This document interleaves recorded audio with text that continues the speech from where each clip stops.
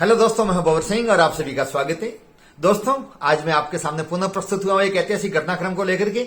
लेकिन ये कहानी इतिहास की बड़ी दुखद है, इसका अंत भी बड़ा दुखद हुआ। ये कोई फिल्मी कहानी नहीं है, हकीकत है, बहुत ही रुचिपूर्ण है। आप जुड़े रहें, आपको सुनकर के आनंद भी आएगा, दुख भी होगा कि किस किस प्रकार से हमारे यहाँ षड्यंत्र चलते थे, किस प्रकार का छोटी छोटी बातों के लिए राजे महाराजाओं के बीच में धुंध होता था और कितना लोगों के बीच में, इन लोगों के बीच में युगो होता था। इस युगो के कारण से ये प्रजा का ख्याल नहीं रख करके और अपने अहम के लिए एक दूसरे से लड़ जाते थे और इसी लड़ाई के बीच प्राणों की आहुति देनी पड़ती थी। जी हाँ दोस्तों, इस कहानी में भी एक कन्या ने मात्र 16 साल की उम्र में आपसी विवाद को समाप्त करने के लिए, अपने पिताजी के आन बान और शान की रक्षा करने के लिए, पिताजी को उदास और दुखी देख करके अपने प्राणों का उत्सर्ग कर लिया। तो आइए दोस्तों, ये मैं आपको कहानी सुनाने जा रहा हूं इतिहास की, और ये कहानी है मेवाड़ से। वही मेवाड़ जहां की आन बान और शान निराली, जिनको हिंदया सूरज कहते हैं, जिनके लिए हम बार बार स्मरण करते वक्त अपने आप को गौरवान्वित महसूस करते हैं। जहां महाराणा प्रताप, महाराणा कुंभा, महाराणा सांगा, अमीर, बप्पा रावल और राज सिंह महाराणा जैसे योद्धा, पराक्रमी और साहसी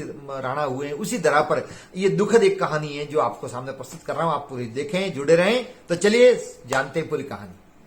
दोस्तों, मेवाड़ के महाराजा भीम सिंह जी, जिनका शासनकाल 1778 से लगा करके 1828 तक रहा, उसी दौरान 10 मार्च 1794 को उनके घर पर एक कन्या का जन्म हुआ, जिसका नाम रखा गया कृष्णा कुमारी। दिखने में बहुत ही सुंदर थी कन्या, बहुत सुशील और बहुत ही सुंदर थी, रूपवान थी। और जब वो बड़ी हुई तब उसकी सगाई तय हुई थी जोधपुर के भी महाराजा भीम सिंह जी, उनका नाम भी भीम सिंह जी था, और उनके साथ में तय हुई। लेकिन शादी होने से पहले भीम सिंह जी का देहावसान हो गया। और आपको पता है, भीम सिंह जी के देहावसान के बाद में उनके जो छोटे भाई थे, सौतेले भाई महाराजा मान सिंह जी महाराजा बने। अब जब कन्या का जहां सगाई की थी, जिसके साथ में शादी होनी थी, वो महाराजा जोधपुर के देहावसान हो गए। तब फिर मेवाड़ के महाराणा भीम सिंह जी ने अपनी पुत्री की शादी करने का निश्चय किया जगत सिंह जी, जो उस समय जयपुर के महाराजा थे, और जयपुर के महाराजा के साथ में शादी का निश्चय हुआ।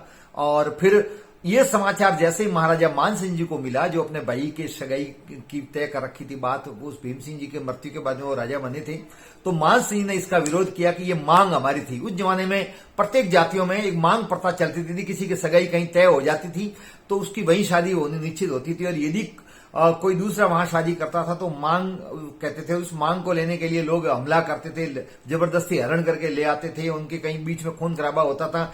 अतः महाराजा मान सिंह जी ने महाराणा भीम सिंह जी को संदेश भेजा कि इस राजकुमारी की शादी मेरे साथ में की जाए, चूंकि ये हमारी मांग है मारवाड़ की, और मेरे बड़े भाई जो उस समय महाराजा थे उनके साथ में इनकी सगाई हुई थी, लेकिन अब वो इस दुनिया में नहीं है। वर्तमान में मैं मारवाड़ का महाराजा हूं, तो इसकी शादी मेरे साथ में की जाए। लेकिन महाराणा भीम सिंह जी कतई अब तैयार नहीं थे, क्योंकि उन्होंने जयपुर वालों के साथ में अपने राजकुमारी की शादी तय कर दी थी, सगाई की रस्म अदा कर दी थी, और वैसे भी एक बार जुबान दे दी थी, और जुबान देकर के पलटना फिर संभव ही नहीं है, क्योंकि रघुकुल रीत सदा चली आई, प्राण जाए पर वचन न जाई।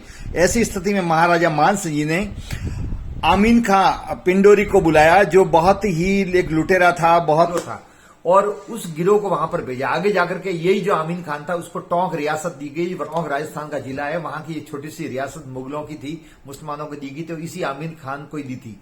पिंडारी था, उसको वहां पर भेजा, कुछ पैसे देकर के, और उसको लालच दिया कि तुझे किसी भी हालत में ये शादी मेरे साथ में निश्चय करवाने हेतु महाराणा को समझाना है, दबाव डालना है। वो लूटपाट भी करता था। वो उदयपुर आया, आकर के भीम सिंह जी से मिला महाराणा से, और उनको अपनी बात बताई कि मान सिंह ने मुझे यहां पर भेजा है। जब भीम सिंह जी ने मना कर दिया, महाराणा भीम सिंह ने कि ये मैंने जगत सिंह जी के साथ में जयपुर में उनके साथ में राजकुमारी की, तो शादी वहीं होगी। तब फिर आमीर खान ने स्पष्ट शब्दों में कहा कि फिर आपके साथ में युद्ध होगा, हम यहाँ लूटपाट करेंगे, और उसने ये सब करना शुरू कर दिया। इधर जोधपुर और जयपुर रियासतों के बीच में भी युद्ध आरंभ हो गया, और चारों ओर अफरा तफरी का माहौल था। ऐसी परिस्थिति में एक राजकुमारी के लिए 3 रियासतें, मेवाड़, मारवाड़, जयपुर रियासत के बीच में तनातनी हो गई, और ये देख करके भीम सिंह जी बड़े उदास और दुखी होने लग गए। दोस्तों, भीम सिंह जी को उदास देख करके, परेशान देख करके कृष्णा कुमारी का हृदय पिघल गया। दोस्तों, वैसे भी हमारे यहाँ देखते हैं हम कि बेटियों को बाप से बहुत प्यार होता है। यदि बाप का कहीं भी तकलीफ है तो बेटी का सबसे पहले जी जलता है। बेटे भले कदर करेगा नहीं, लेकिन बेटी 100 कोस, 200, 1000 कोस दूर होगी और समाचार मिलेंगे कि पिताजी की तबीयत ठीक नहीं है, तो वो किसी भी हालत में वहां पहुंचेगी। तो कृष्णा कुमारी ने भी ये निश्चय किया कि पिताजी मेरी वजह से परेशान हो रहे हैं, इतनी सब समस्या की जड़ मैं हूं, तो क्या ना मैं ही अपनी जीवन लीला समाप्त कर लूं। वो जानती थी इतिहास में अनेक वीरांगनाओं ने अपने प्राणों की आहुति दी है, हंसते हंसते प्राणों का उत्सर्ग किया है। तो ये छोटी सी बात है। अंतोगतवा परेशान होकर के 21 जुलाई 1810 को कृष्णा कुमारी ने आंख मूंद करके अपने आराध्य देव को याद करते हुए जहर पी लिया और मात्र 16 साल की उम्र में कृष्ण कुमारी ने अपनी जीवन लीला समाप्त कर दी। उस कहानी का बड़ा दुखद अंत हुआ। अक्सर जो हम फिल्मों में देखते हैं कहानी, वो तो काल्पनिक होती है, कुछ इतिहास में घटनाएं सच्ची भी घटी है। की खातिर अपने मेवाड़ की आन बान शान की रक्षा करने के लिए और हो रहे दुखद वातावरण को, युद्ध जैसी स्थिति को टालने के लिए कृष्णा कुमारी ने अपनी अल्प आयु में इस दुनिया को छोड़ करके हमेशा के लिए विदा हो गई और अपने प्राणों का बलिदान दे दिया। आपको वीडियो कैसा लगा? लाइक करें, शेयर करें, कमेंट्स करें। चैनल को सब्सक्राइब नहीं किया है तो सब्सक्राइब जरूर करें। आप सबका बहुत बहुत धन्यवाद। जय हिंद।